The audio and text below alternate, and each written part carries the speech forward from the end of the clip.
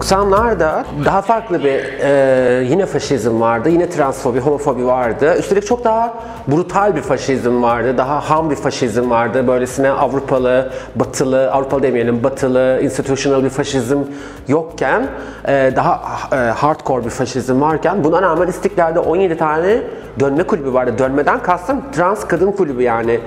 Dönme deyince onu kastettim bu cümle içinde.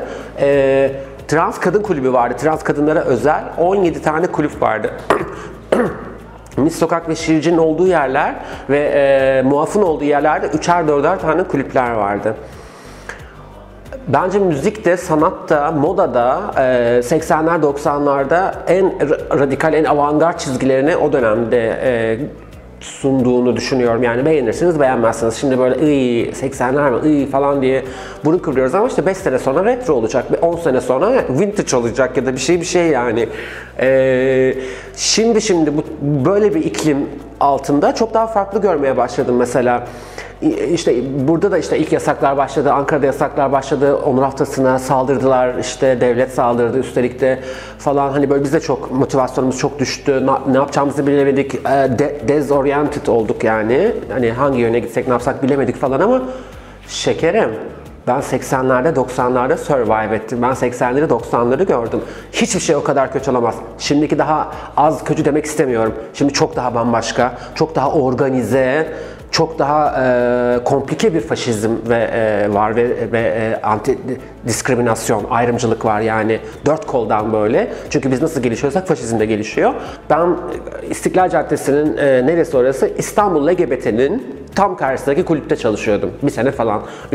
Ben sokak kızıydım. Ülker sokak kızıydım. Fakat bir ara sokakta çalışmamıza izin verilmedi. Böyle bir amir geldi. Kulüplere gideceksiniz. Sokaktan bizi alıyorlar dedik. Sokaktan size kimse alamayacak. Ben emir vereceğim dedi. Herkes kulübe gitsin, kulüpte çalışsın. Camlardan sarkmak, camlardan bakmak yok dedi bir tane amir. Biz de kulüplere gitmeye başladık böyle falan. Hakikaten bize kimse almıyordu bir süre. Kulüp deneyimim de oldu yani.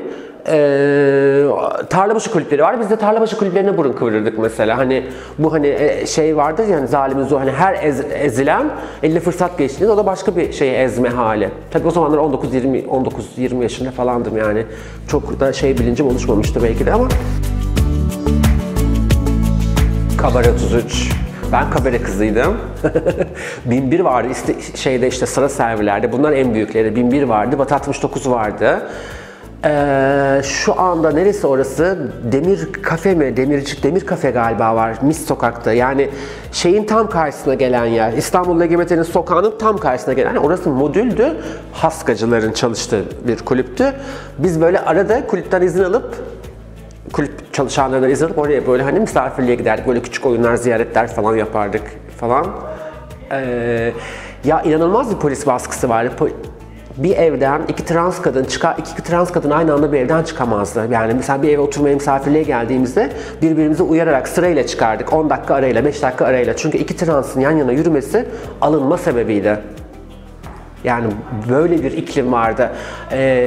Ve alınman böyle 3-4 saatlik bir karakol ziyareti falan değil. 3 gün, minimum 3 gün karakolda seni tutuyorlar. Çünkü bilgisayar yok, şey yok. Karanlık çağlardan bahsediyorum. Ve o kağıtlar gidip geliyor, bilmem ne oluyor. Eğer en ufak bir pürüz çıktığında seni bu sefer Can Kurtaran Zührevi Hastalıkları Hastanesi'ne yolluyorlar. Eğer fuhuş ya da fuhuşa mugayir yerde bulunduysan, mesela kulüpten alındıysan veya Ülker Sokak'tan alındıysan, fuhuşa mugayir yer oraya adletmişler. Dolayısıyla sana seremonisiyle başlıyor. Seremonisi değil ayol, prosedürüyle başlıyor. İşte cinsel yolbaşına hastalık var mıdır yok mudur diye seni zoraki, metazori götürüyorlar. Can Kurtaran Zührevi Hastalıkları Hastanesi'ne minimum 3 günde oradasın. Seks işçiliği yapıyorduk ve bir an önce ben mesela çok içki de içemezdim. İçki içmeyi de çok seviyordum. Birisinin masasına oturup seni çıkarabilmesi için sana içki ısmarlaması gerekiyor. O içki de pahalı bir içki. Yani bira atıyorum 5 liraysa o bira 15 lira gibi bir şey. Tam şeyleri doğru veremiyor olabilirim ama konsomasyona oturuyorsun yani. Ben yapamazdım yani hani masasına otur, lak lak yap, canım, cicim, yakışıklım, şahanesin, bir tanesin, koliye ikna et, paraya anlaş ve götür. Bu prosedürler benim için çok, ben sokak kızıyım, ben ülker kızı olduğum için tip tak istiyorum, action, hani aşkım gidecek miyiz, gitmeyecek miyiz, hani mal bu falan. O yüzden mesela kulüp patronları beni çok sevmezlerdi çünkü masam olmazdı benim. Mesela benim ev arkadaşım, başka bir ev arkadaşım vardı Gökçe diye. Gökçe'de bir çene vardı, Diyarbakırlı. Bir çene vardı onda. Bizim koliden kazandığımız parayı O 20 tane masa yapardı böyle bir saat içinde. Uçardı yani. 20 tane masa yapardı ve senin sikişerek kazanacağın parayı o bir saatte masalardan bol olarak alırdı. Bu da bir başka yetenek yani. O da kulüp kızıydı mesela. Gökçe kulüp kızıydı. O şeyi sevmezdi. O çalışamazdı çok bizim gibi hızlı ve ritimli sokakta. O da kulüp kızıydı mesela. O süslenir, makyaj yapar. O da bir sektör işte. Onun giyimi, kuşamı var. Birazcık laf etmeyi bileceksin. Her zaman güzel. Çünkü senin gibi genç ve güzel kızlar var. Rakiplerin var. Onların arasından seni birilerinin fark etmesi lazım. Bir tür rekabette barındıran bir meslek bu. Hele hele kulüpteki tarzdaki bir seks işçiliği rekabeti de barındıran bir tarzda. Ben çok yapmadım. Benim şeyime uygun değildi. Bir de o kadar çok şey değilim. Erkeklerle, tanımadığım erkeklerle eğer koli yapacaksam o koliyi hemen yapmalıyım. Ve uzun süre muhabbet falan tanımadığım insanlarla bana göre değildi. Şimdi Ceylan vardı. Ceylan benim ilk gittiğim kulüp. Yani 18 yaşında gittiğim ilk kulüp. Bizim bir arkadaş grubumuz vardı. İşte şimdi geçenlerde vefat etti İbrahim Eren ya bu arada. Yani İbrahim Eren'i de analım bence. Ben şu anda hala arkadaşlık ettiğim insanları orada tanıdım. Ve oraya ilk gittiğim gün tanıştığım arkadaşlarım şu an hala arkadaşlarım. Başka bir hava vardı. O da işte böyle 89 mu 88 mi tarihler öyle bir şeyler yani 17-18 yaşında falandım yani. Neyse Taksim'de bir tane kulüp vardı 14. Böyle biz hep diyoruz ama yani biz normal orta sınıf ailenin çocuklarıyız. Orası biraz daha bize olarak geliyordu kulağımıza böyle daha üst sınıfmışçasına böyle daha gece kulübü ünlüler gidiyor falan kapıda güvenlik var herkes almıyorlar içeri falan filan. Neyse biz giyinip süslenip bir gün hep beraber gittik. Tabii ki içeri alındık Ceylan'ın kulübü ve içerisi hakikaten kulüp bir kulüp.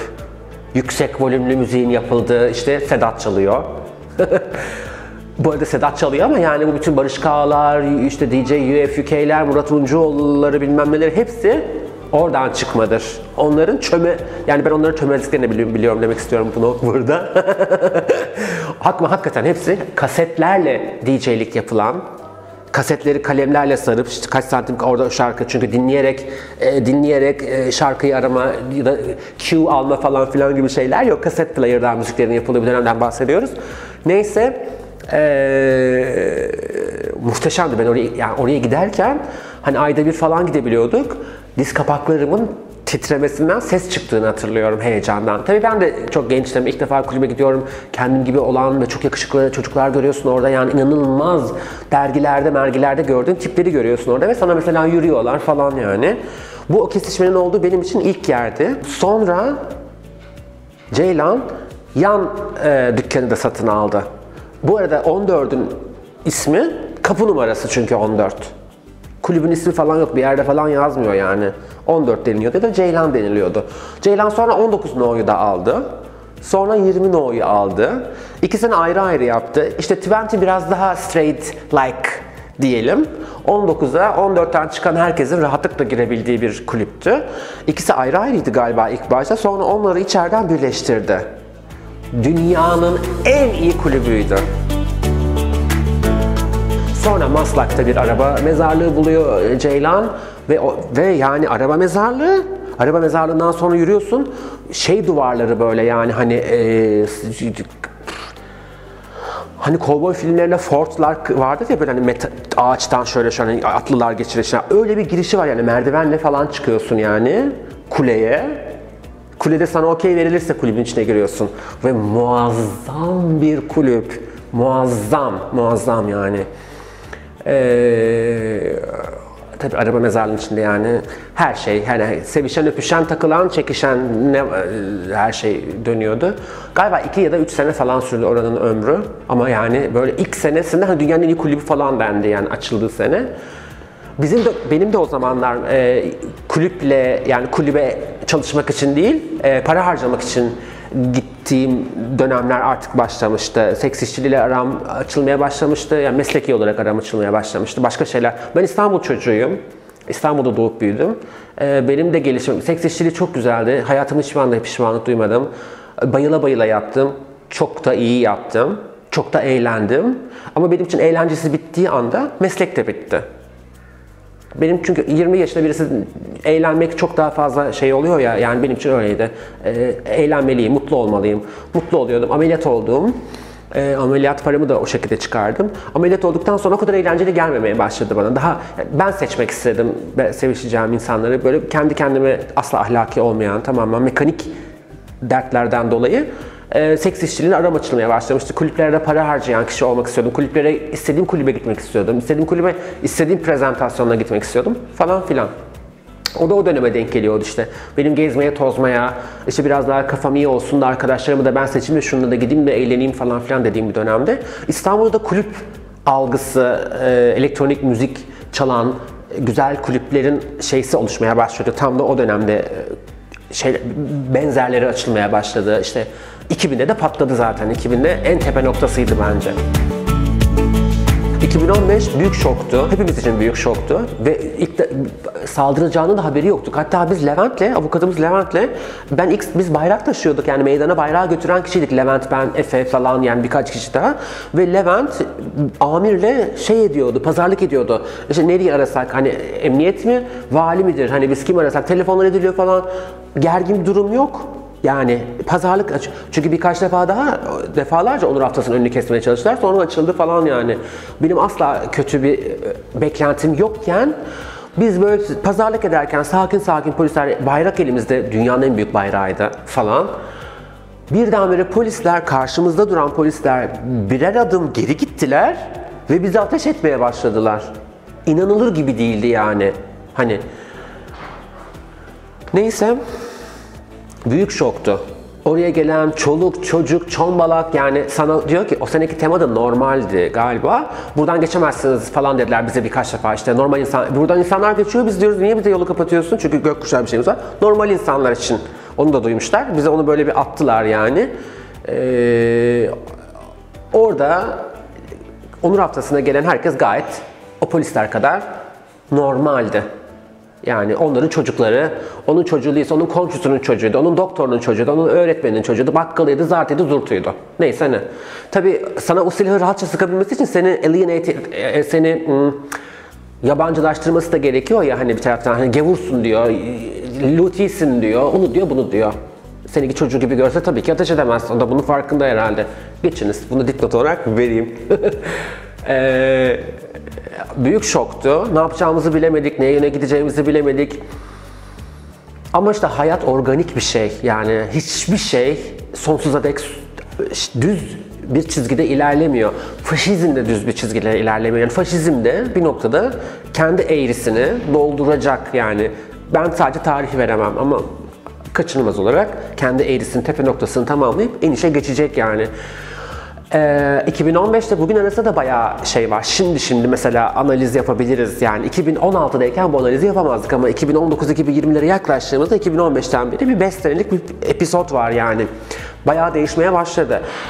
İnsan başka şeyler, yani bir kere Lubunyalar baskı ve faşizm arttıkça kendiliğinden buharlaşan canlılar değil. Lubunyalar yok olmayacaklar, azalmayacaklar ya da kendilerini böyle toprak altına gömüp tekrar yağmur yağana kadar kabukların içinde beklemeyecekler falan yani. Herkes hayata devam ediyor. Kafaları da çalışmaya devam ediyor.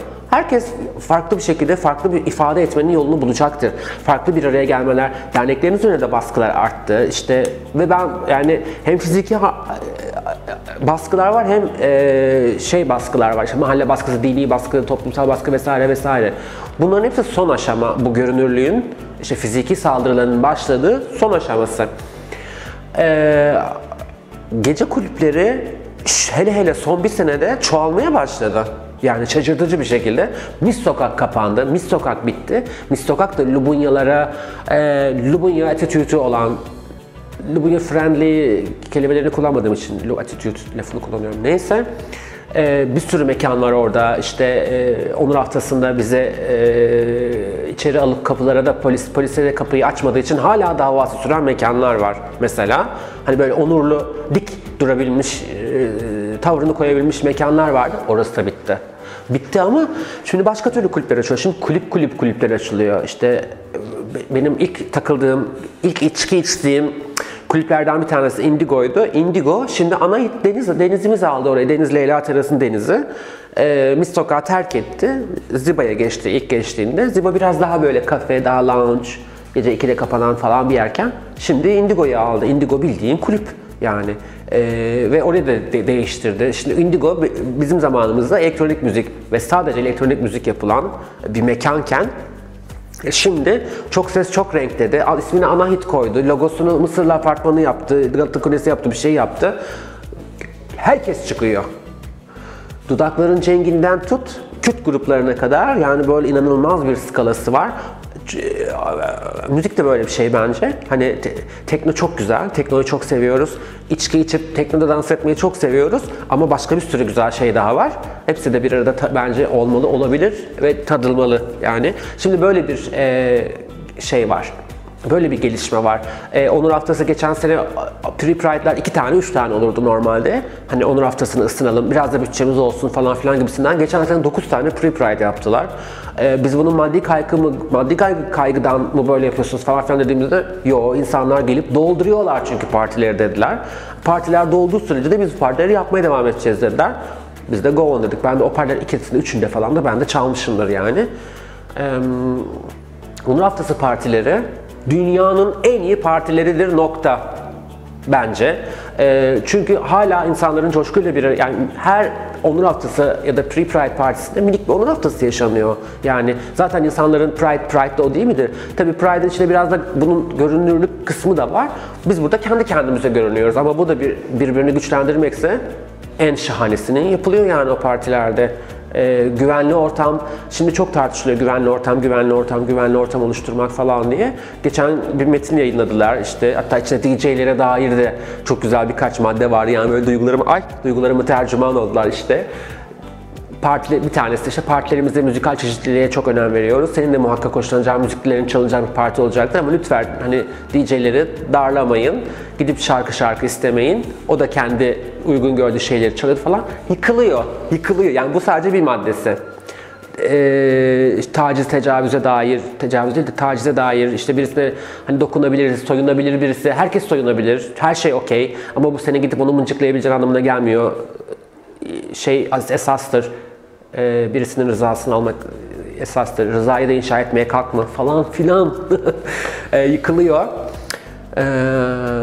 Bu da buna dönüşmeye başladı şimdi bence. Şimdi de başka bir yılın içindeyiz. 2019'dayız. Seneye 2020 olacak.